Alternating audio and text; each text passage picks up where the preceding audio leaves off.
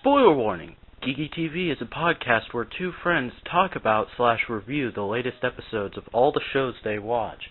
In order to do so, they give out spoilers. If you do not want to be spoiled, do not listen. Enjoy! This is Wheeljack from Transformers Prime, and you're listening to Geeky TV, only on the Vac Network.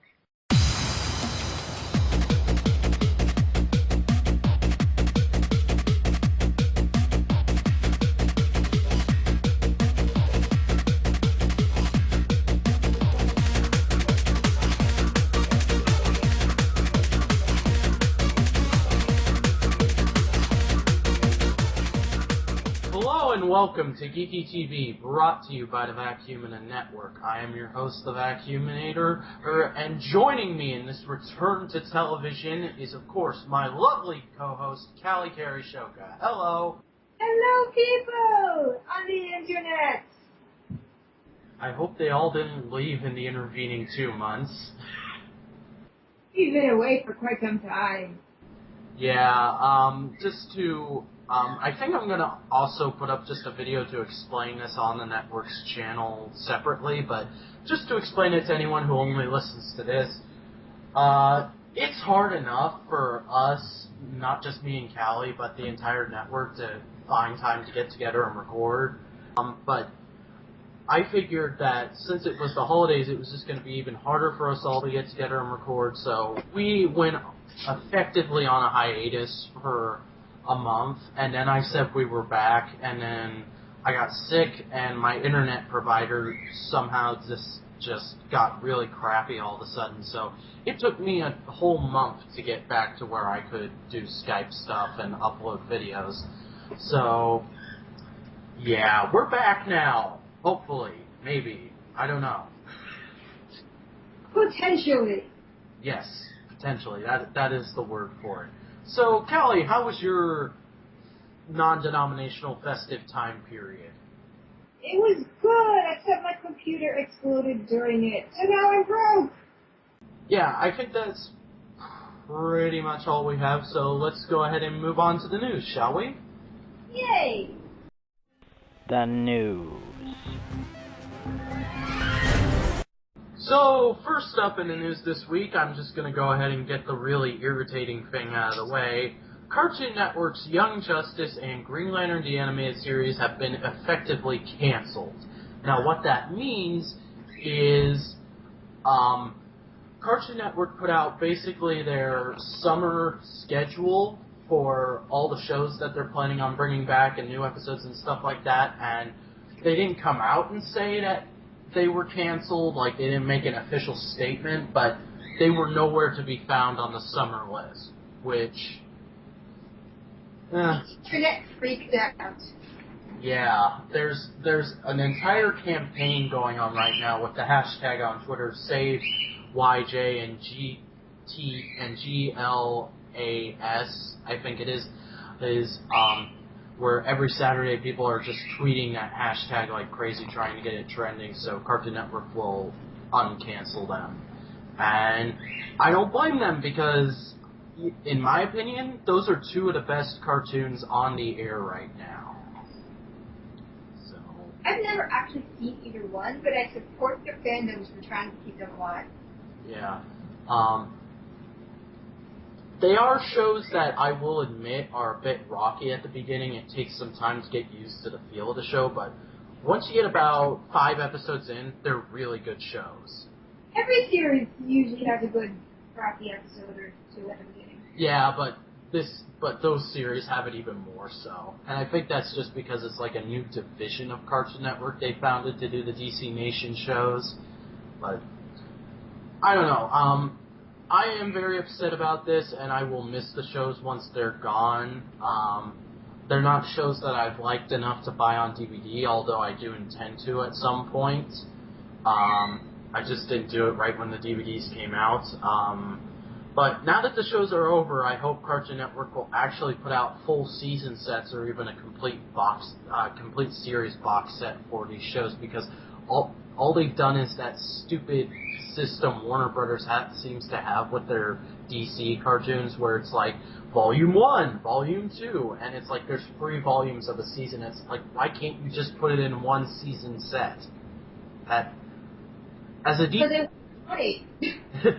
well, as a DVD guy, that just irritates me, because I'd rather have like 2 regular size season box sets of Young Justice than like 5 Young Justice DVDs taking up shelf space.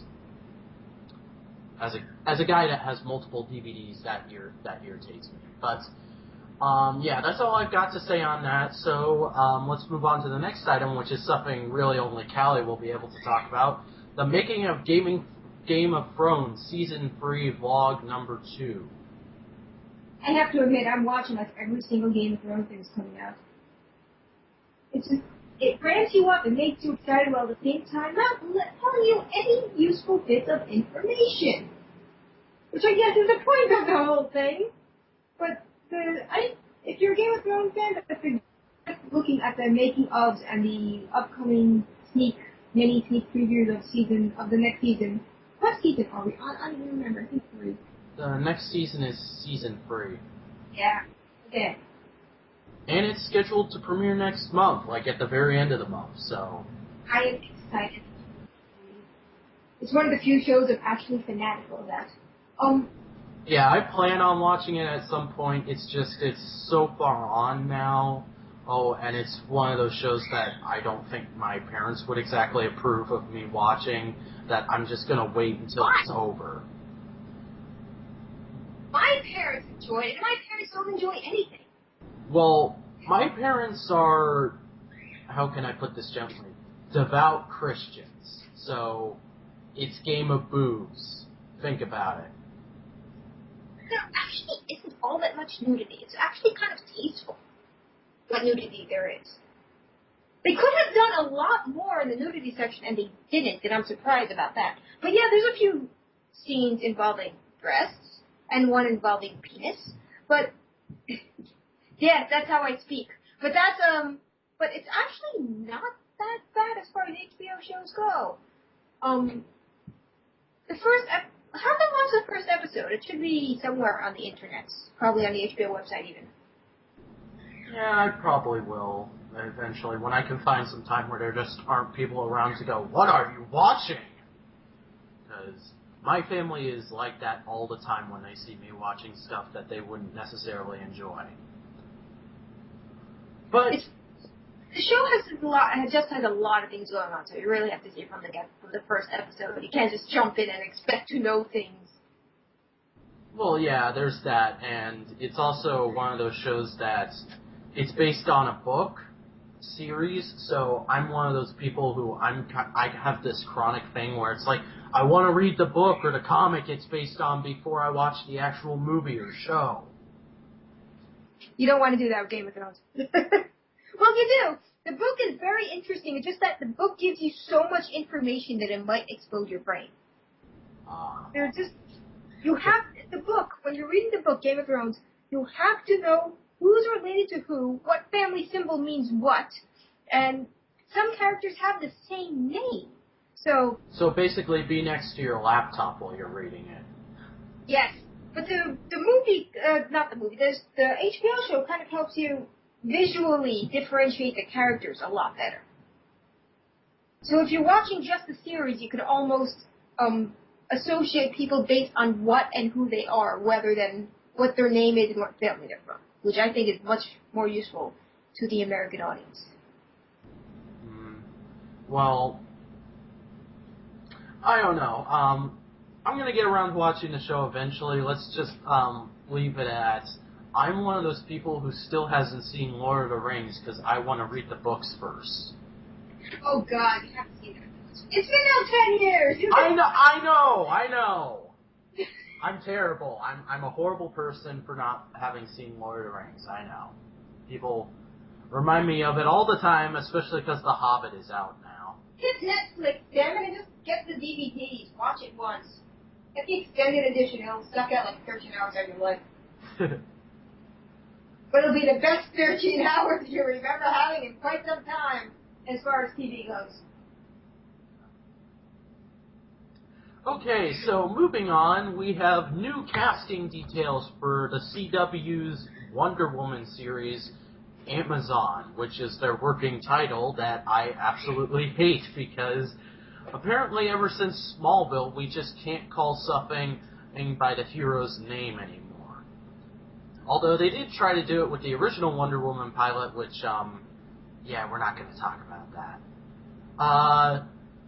There's a little bit of the story that's revealed in this article.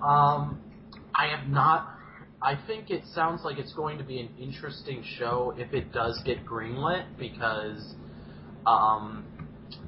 it sounds a lot like what JMS was doing with Wonder Woman just before the DC reboot happened. And I wasn't exactly reading that book, but I was somewhat interested in the idea behind it. And I can't really comment on the casting details they've given, and because I have no idea who any of these actors are, and that kind of seems to be a thing with the CW, is I don't know who an actor is until I've actually seen the show.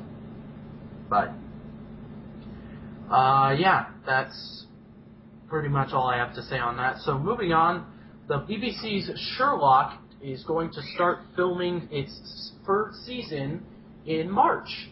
And I could not be more excited because I absolutely love that show, as well as Elementary. I know there's a big war going on the internet right now about which is better.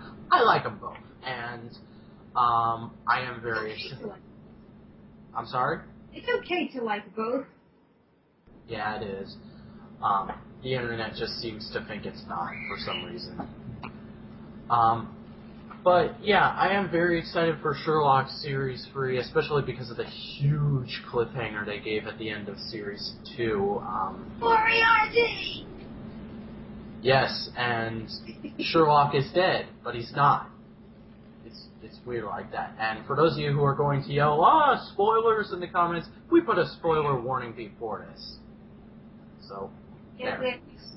well, you can, but it's not going to be very helpful. Yeah. But that's basically all there is on that. So I'm going to go ahead and move on to the next thing. Transformers Prime Season 3 air date and first episode title revealed. Transformers Prime is going to come back next Friday, actually, and I could not be more excited. Wait, what time next Friday? Huh? Same time next Friday? Yeah, like same time. On the 15th. And the first episode title is Lost and Found. So that should be interesting. I'm sorry. I thought there was an exact time for when the episode was going to air. I think it's going to be the exact same time as it was for season 2, but I don't know. They could have changed it. But we'll figure it out. Sorry? We'll figure it out. Yeah, I am very excited for Prime Season 3. For those of you who are in the know on Transformers, there's the whole Beast Hunters line that's coming out now, and I really want to know how that actually works in the show, because if they're actually changing the models of everyone in the show, considering how many characters it has now, that's actually kind of ambitious for a CGI show, and I'm excited to see how that works out. Actually, doesn't that go beyond their budget? I think it may, but I don't know. It's. Like, what did you hear? They're changing all the models. Well, they're putting out. What I mean is, they're putting out all those weird armor spiky toys for Beast Hunters. So no one knows if those are actually going to be new models in the show, or if they're just toys for the sake of new toys. I'm going to get toys for the sake of new toys, because let's face it, it's Hasbro. Yeah, they've done. Yeah, counting. Yeah, now there's been like 3 soft reboots of the Prime line, counting Beast Hunters. That's kind of funny. But yeah, Callie and I will of course be here to cover Prime Season 3 in all of its bad and good. Because if you know me, you know I really didn't like most of the last couple episodes of Prime Season 2, but we'll see how Season 3 turns out. I'm hoping for the best. I'm cautiously optimistic. Yes. So, moving on to a bunch of Doctor Who news, I'm just going to go through this all as quick as I can. We have a release date for the second half of Series 7, which is Easter weekend, so I am super excited for that. I can't wait to see what Moffat has in store for the new companion, especially because of the big mystery that was revealed at the end of The Snowman, which I will be talking about later on in this episode of Geeky TV. Neil Gaiman is going to be writing a Cyberman episode for Series 7, and considering how much I love The Doctor's Wife, this is probably going to be the best Cyberman episode of the new series, especially because all the other ones are kind of lame, in my opinion.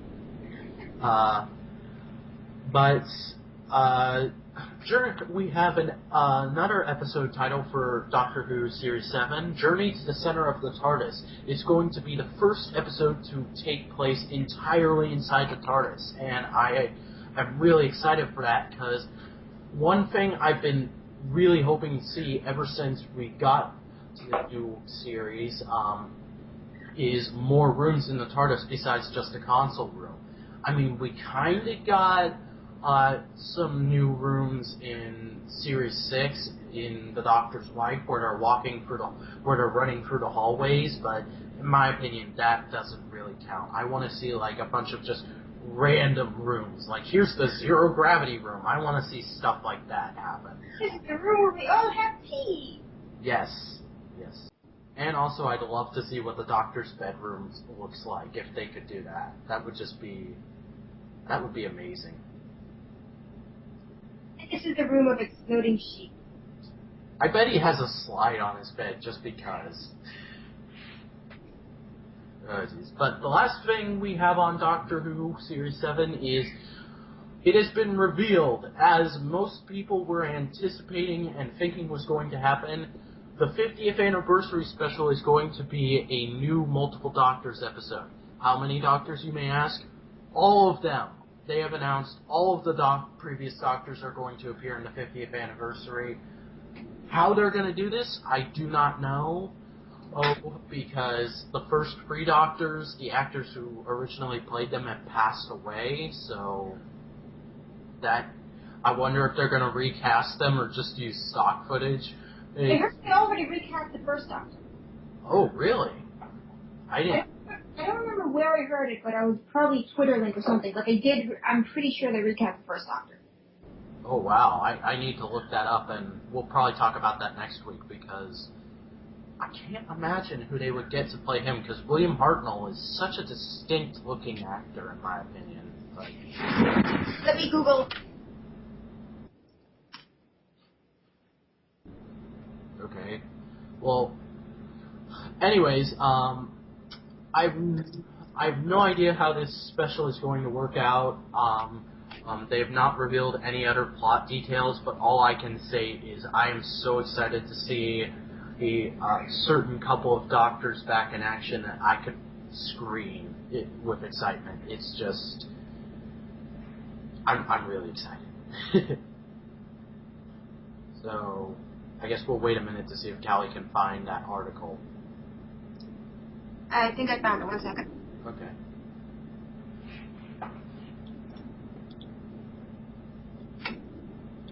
Don't know how. Yeah, this is what I heard.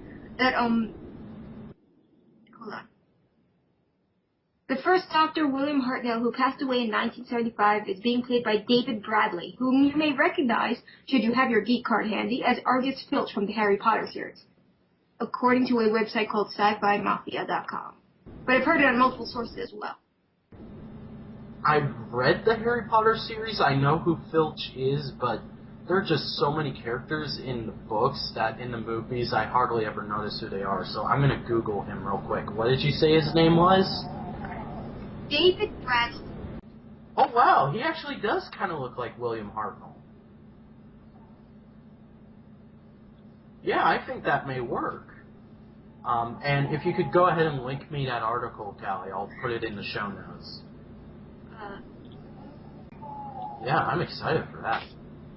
Well, if that's true, I'm actually really excited for that, because he looks like he could do a good William Hartnell, especially because he looks a heck of a lot like him. But yeah, that's all the news we have for now, so I think we'll just go ahead and move on to the new shows. Yay! New shows.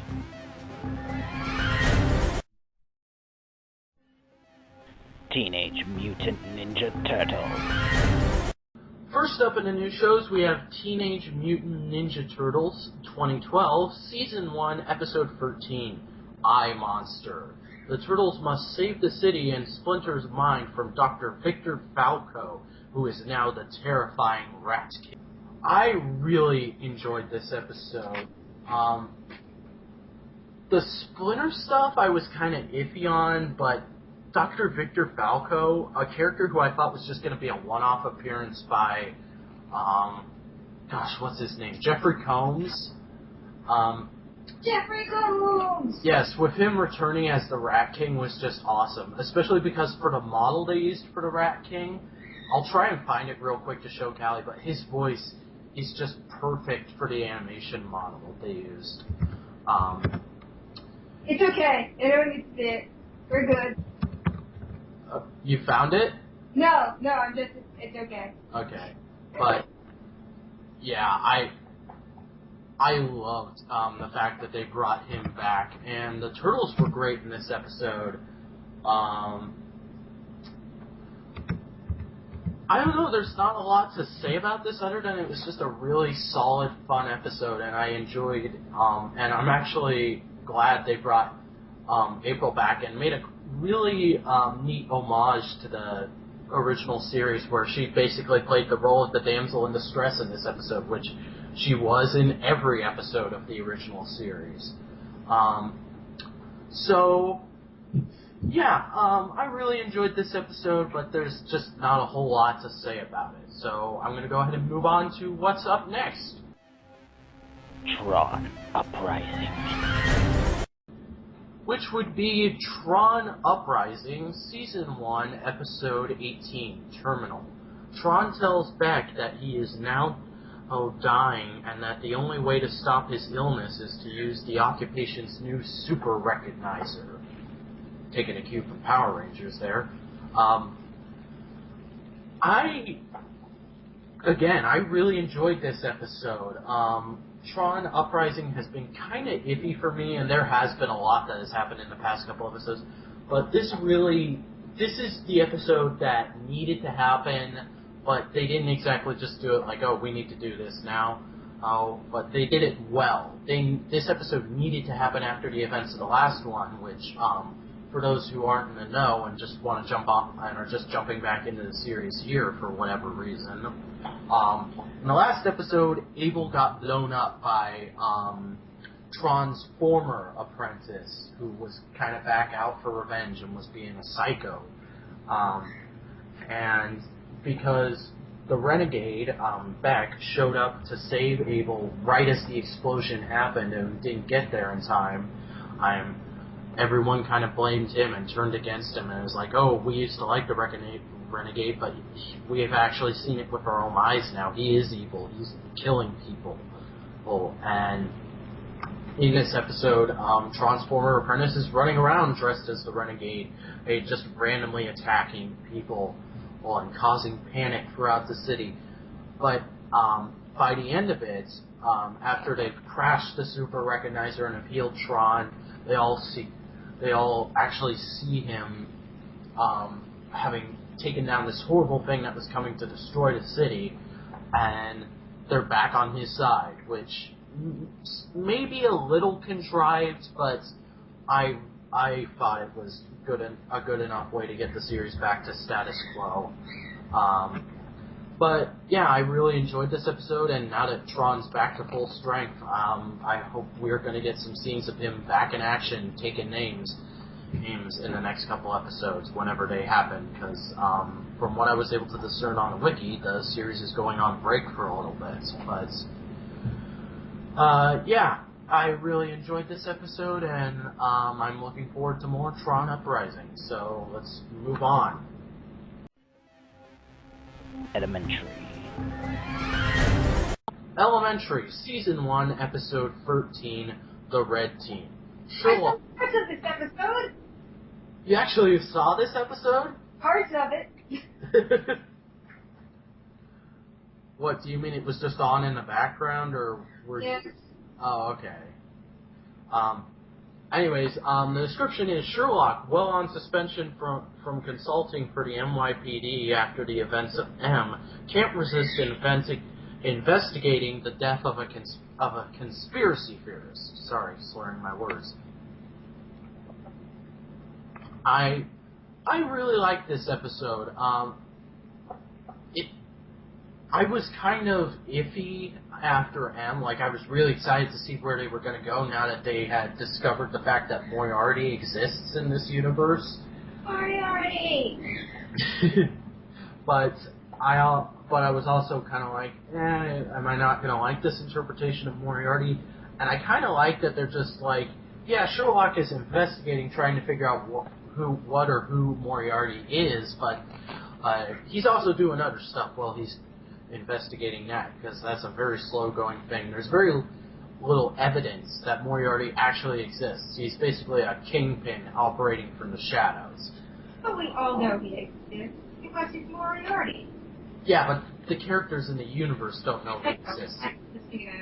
Yeah. Thanks for agreeing with me. But I really enjoyed this episode. It had a very interesting mystery and a twist.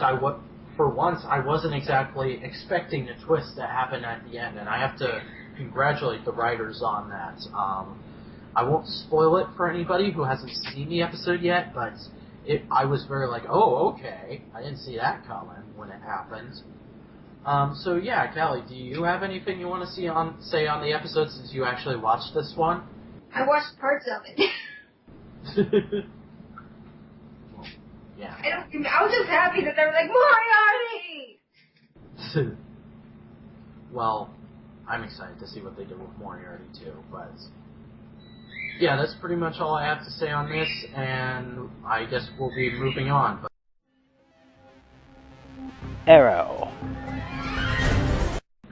Arrow, Season 1, Episode 12, Vertigo. After the events of Trust But Verify, Thea is put on trial for driving while doing a new and very dangerous drug called Vertigo. Oliver decides to take down the man making the Vertigo. So what's the DWI episode? Kinda. This is actually the introduction of a villain that I'm pretty sure is going to be a reoccurring villain, because for once they didn't kill him off at the end. Count Vertigo, who, if you're a Green Arrow fan from the comics, like myself, you know he's one of Green Arrow's two arch nemeses. And I have to say, I was expecting to be like, yeah, I don't like this guy, but I really liked what they did with him.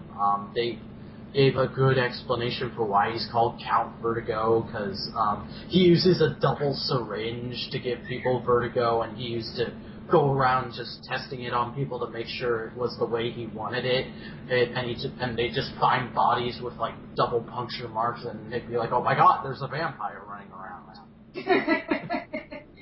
Yeah, because that's the most logical conclusion. Yeah, it's a fictional city. The police are going to be kind of weird. But yeah, I really liked what they did with him. I went in fully expecting to be like, oh, he's annoying, he's just trying to be Joker from The Dark Knight. But he was actually a very interesting villain, and he was kind of like a certain villain from the Nolan Batman movies, but I didn't find it annoying. I actually thought it was to his benefit, and I have to agree with another reviewer who's doing a show talking about this show, where Brown Coat Eric said that he was constantly, in whatever scene Vertigo was in, he was like, oh, I don't like the look of this guy, he's really stupid. And then he started acting, and he was just awesome. He's this really he's not exactly hamming it up, but he's just having fun with the role. He's being a crazy, out there villain, kind of like animated series Joker. So yeah, I really enjoyed the villain. The other parts of this episode, I was kind of meh on. I do like that they're actually not doing the forced drama of the love triangle between Oliver, Laurel, and Tommy. I'm glad that's gone now. I did enjoy all the stuff with Quentin Lance in this. He was just knocking it out of the park as always, and yeah, I'm excited to see. I'm still very excited for this series. I hope it gets more than just one season, because so far for a CW show, it really deserves a second season. And this is coming from a guy who really doesn't like most of the stuff the CW puts out. But yeah, that's pretty much all I have to say on that. So moving on again. The news. News shows. Reoccurring shows. Power Rangers Megaforce. Power Rangers Megaforce, Season 1. I missed that. Anyways, Power Rangers Megaforce, Season 1, Episode 1, Mega Mission. Gosei awakens from his 14-year-long sleep when aliens begin attacking Earth, and brings together 5 teenagers to defend the Earth and carry on the proud tradition of the Power Rangers. Teenagers with attitude? Yes. I cannot stress how much I loved this opening episode to Megaforce. I went in prepared to be like, it's okay, I'll keep going for a little bit, but I absolutely loved it. It's basically, if I could put into an analogy of how Saban's handling the franchise right now, with Samurai, they were experimenting around with a bunch of stuff. They didn't know exactly what they wanted to do yet, and that's why Samurai turned out being kind of weird and off, and a lot of people ended up not liking it. This, they found their footing. They're doing sort of a reboot homage series to MMPR, and they're doing it beautifully. There were tons of parallels from the original first episode of Power Rangers, Day of the Dumpster, in this. I loved all the actors and the characters they portrayed in this. They just did everything right, and I gotta say, I had very few qualms about this. And they're really just kind of nitpicks and things I couldn't really have any control over, even if Saban did listen to me. For the first thing is, the first little nitpick I had was I don't really like the costume designs that they're using for the villains in this season, but that can't really be helped because they're limited by the Sentai footage. I don't know what it is about the designs, they just kind of strike me as a little too weird. But the other thing I didn't really like is I kind of wish this had been a two-parter. It really felt like there was a lot they took out from the script, or just is going to be deleted scenes when the show comes out on DVD. But there were a lot of lines that was kind of like it sounded like half a line, basically. Like, the cutoff point was okay, but it sounded like there should have been a little more in there, and they just cut it out for time. And also, I would have liked a little more time at the high school, because it's basically 5 minutes at the high school, then they go to what I'm guessing is going to be their hangout area for the season, which is Ernie's Brain Freeze. And then they all got teleported to the command center, and the rest of the episode was basically just a giant fight scene, which is Power Rangers, so I guess I should have... Fight scene! Yeah, as I was saying, it's Power Rangers, so I guess I should have expected that, but I also found it just kind of like, well, they're just going for a lot of Sentai footage very fast, aren't they? But overall, I really enjoyed this first episode of Megaforce. Even though I find the title really stupid, I'm really looking forward to the rest of the season, and I don't know, I just can't wait to see what they do with it from this point on. It's got really good footing right off the ground, which is rare for a Power Rangers series, and I'm just ecstatic for this. So, yeah, moving on.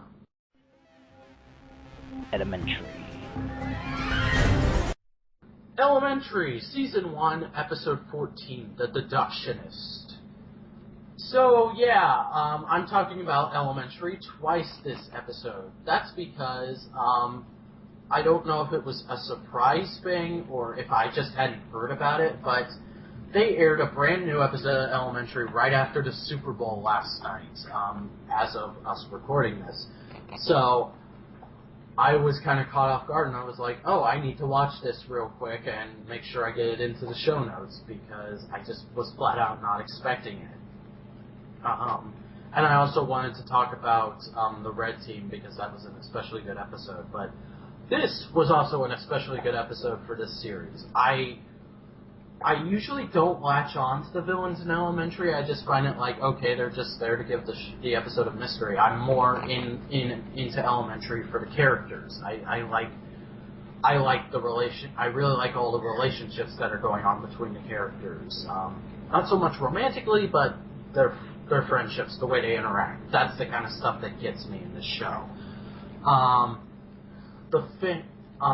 But for once in the series, I actually really latched onto the villain. I don't know what exactly it was about him, but he's one of those villains that he's just psychotic and fun for some reason. He's one of those characters that you know you shouldn't like him, but because of the way he carries himself, you just can't help but get into him. He's kind of like He's basically the closest this show has come to the Joker or Loki, to put it into superhero.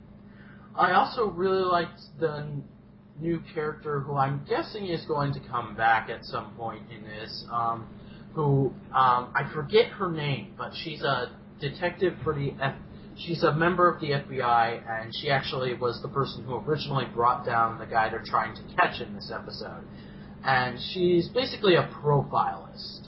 She basically takes people and she says, oh, everyone fits into these certain kinds of people. And Sherlock doesn't like her very much because she profiled him. And while she did predict a couple things that did happen to him, she was also...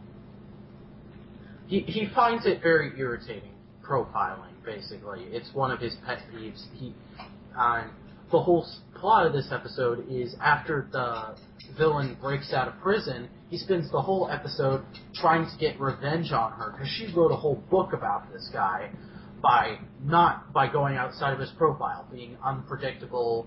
All of his crimes are just completely random, and there's no way to predict him. That's basically the whole plot of the episode of what he's doing.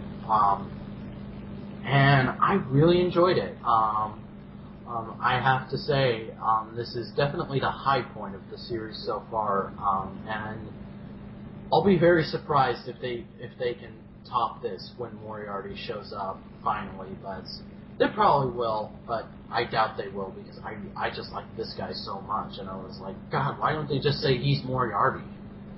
Because the way they introduced him, it was even like, oh look, it's that guy, and I was like, who's he? Is he Moriarty? Because they gave him his own theme song and everything. But yeah, that's all I got to say on that. So let's go ahead and move on to the reoccurring shows. Reoccurring shows. My Little Pony: Friendship is Magic. My Little Pony: Friendship is Magic, Season 3, Episode 11, Just for Sidekicks. When Spike agrees to take care of all the pets while the main six are away, wacky hijinks ensue. So, yeah, this was another Spike is a greedy twat, and then he decides he doesn't want to be a greedy twat by the end of the episode plot. I didn't actually see this episode yet. I'm sorry, I put it on DVR and then I forget to watch it. Jeez. Well, basically the whole plot is Spike is making a gem cake, but he accidentally eats all the gems before he can put them into the batter. So he decides, it's because apparently gems are a form of currency in the Pony universe, he decides that he's going to take care of all the pets while the main six are like at I think it's some kind of royal ceremony at the Crystal Empire, which is very neat that they brought that back and referenced it. As he takes care of all their pets and as payments, they give him like gems of various sizes, and the pets end up deciding we don't like him because all he wants to do is bake his cake, and he basically leaves the pets to their own devices. So they all escape, and he spends the entire episode running around town trying to catch them before they can get on a train and go to the Crystal Empire. And it was all right, basically. I wasn't the biggest fan, but it wasn't terrible. I don't know. Season 3, it had the previous episode where Discord came back, which I kind of wish this episode hadn't happened this week so we could talk about that. The previous episode where Discord came back was great, but then there are episodes like this where it's just like, okay, that happened. I don't really have an opinion on it. But yeah, I enjoyed the episode. It's just it wasn't really anything special in my opinion. But yeah, that's pretty much all I have to say. So I guess I'll move on. Young Justice. Young Justice, Season 2, Invasion, Episode 14, Runaways. Blue Beetle, now under the control of his Scarab, tries to help the Reach's abductees. I really enjoyed this episode. I thought it was just going to be like a generic episode to introduce us to Luthor's new, I guess, anti-Young Justice team that he's putting together, but I really liked it. It progressed the story in a way I didn't expect. I wasn't expecting them to be like, oh, Blue Beetle's now under the control of his Scarab. But that was like the big reveal at the end of the episode, and I really enjoyed it. And I hope we get to see more of it at the see more of that plot line in the next episode. The other twist at the end of Luthor showing up to the coming up to the Runaways and being like, "Hey, you want to be my new evil superhero team?" He was kind of like, "Yeah, I expected him to do that," because there was like a scene a couple episodes ago of him looking at photographs of them. But yeah, I enjoyed the new characters. I like that they're bringing Static Shock in as a character. I like what they're doing with Static Shock in this, basically, and I'm a big fan of the old Static Shock cartoon. And yeah, I'm looking forward to see where the story goes so far, but as a one-off episode, this was pretty good. Green Lantern, the animated series. Green Lantern, the animated series, Season 2, Episode 7, Cold Fury. After the events of Loss, Aya returns to the ship, but after she confronts Razor as on their exchange during battle, well, he rejects her, and in order to deal with the pain, she turns off her emotions, and as a result, she decides to take control of the Manhunters. So, yeah, this is basically one of those episodes that can be summed up in one phrase. Right in the feels. and that's a phrase I don't use that often because I find it kind of cliche these days, but wow, was this episode just kind of like, this is what you wanted to happen. This is what we're gonna do, because screw you, that's why. I don't know. The twist at the end just kind of had me go, was the first twist in a show in a while that left me sitting on the couch for a couple minutes after the episode just going, wait, what? Because it was just completely unexpected, and I'm really interested to see where the story goes from here.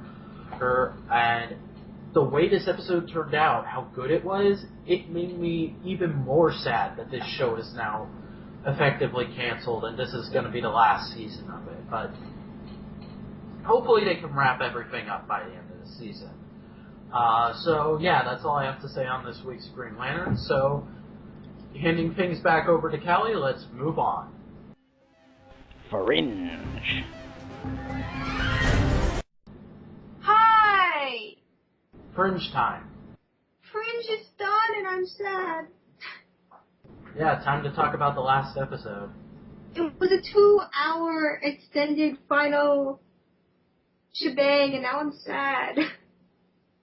It was fantastic. It wrapped up everything, even from the alternate universe. But it left with kind of this almost weird ending that I didn't entirely understand, because they changed time. And that should have changed everything, but it kind of didn't, so I'm confused and I'm sad because Fringe is done. I'm sad. Is that all you have to say? Yes, if you love Fringe, watch these final 2 hours, you must. I just don't have words. They fail me. I'm sorry for your loss, but but hey, now that the series is finally over, I can go back and watch it all the way through, because I watched the first season and then was just kind of like, hey, there's other things I can watch. But it's on Netflix. Yes, I'm gonna go back and watch it all the way through as soon as I get some free time, and then we can sit down and have a nice chat about it. We can do like a special episode or something. Hey. Like Fringe. I'll look back. But yeah, is that all you have to say? Yeah, I'm sorry. Just so much that happened that the words escaped. Alright then. Moving on. Doctor Who. Doctor Who, Series 7, Episode 6, The Snowman. After the loss of Amy and Rory, the Doctor goes into a self-imposed exile in Victorian England. But after a run-in with a barmaid and turned nanny named Clara, he gets back into the swing of it, and he gets back to saving the world. I really like this episode. I'm usually very meh on Christmas specials, but this one just hit me in all... Sorry. But this one just hit me in all the right places for some reason. I really like the new companion, even more so than I would liked Amy and Rory. Or really any other companion, because I've always been kind of moot on the companions. Like, they were just kind of there for me, just there for the Doctor to have someone to talk to. I didn't really care about them, but Clara just kind of came in and was like, hey, look at me, I'm awesome! Which I was not expecting from her. I expected her to be like Rose 2.0 or something like that. But I really enjoyed this episode. The only thing I really didn't like about it was I thought the villains were kind of weak. I liked that they went back and tied it into the Great Intelligence and so like made it a reference to one of the second Doctor's first episodes, which was awesome. For those who are going to ask, I like the new console room. It's fine. I still like the previous one best, but this one's pretty neat. And I absolutely love the new intro. The fact that they brought back the whole thing of the Doctor's face being in the intro was a really cool reference to the fans for the 50th anniversary. So I liked that. But yeah, there's not much on this episode that can really be said that hasn't been said since it's like a month old now, but yeah, I liked it. So that's all we have for this week, so we're gonna go to a intermission, and we'll be right back to who closed the show. Come check out the Vacuum and Network's all-new flagship show, Topic Time, where we talk about whatever the heck we want, whenever the heck we want. You never know who will be on an episode, and you never know what we'll talk about. It could be anything from comics to video games to TV to a movie. The only way to find out is to tune in to Topic Time, only on the Vacuum and Network.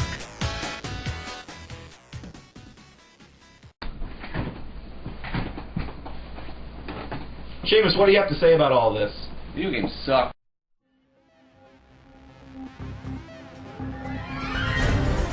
And we're back here on Geeky TV, and I'm very glad to be back. I really enjoyed this past week of TV and the other shows we mentioned from while we were on break. And I gotta say, I'm just really excited to be back into podcasting. I don't know what it is, but I just got up this morning and I was like, yay, I get to podcast again! We like to hear ourselves talk! Yes, and I hope you like to hear us talk too, because if you don't, then that means we have no viewers, and that would make me sad. Oh, we don't have many viewers. But hi, what viewers, we listeners? What do you say viewers for? Because because I don't post this on iTunes, because iTunes hate me. I post it on YouTube, and YouTube says views, not listens. We don't suck. iTunes just hates my computer, that's all. But, yeah, that's... Anyways, thank you for listening to Geeky TV, brought to you by the Vacuum and Network. There are several ways you can get in contact with us and leave feedback for the show. You can email us. I am now that we're back, I've made the network's email public, so you can send us feedback and all kinds of fun fan mail and stuff. However, we don't have a P.O. box, so you can't send us fan art, which is kind of upsetting. But anyways, that email will be thevacuuminannetwork@gmail.com. That's Thevacuuminannetwork@gmail.com. So, for those of you who don't know how to spell it, I just spelled it out for you, and it will be... Link it on the page! Yes, and it will be in the description, too. You can follow us on Twitter. That's @thevacuuminannet. My Twitter is @vacuuminator, and Cally's is @CallyCarryShoka. You can also subscribe to us right here on YouTube to get every episode of Geeky TV as it comes out. And don't forget to visit our official site, thevacuuminannetwork.tumblr.com. And until next time, I'm the Vacuuminator. And I'm Cally. Hello and goodbye. Yes, we will see you next time.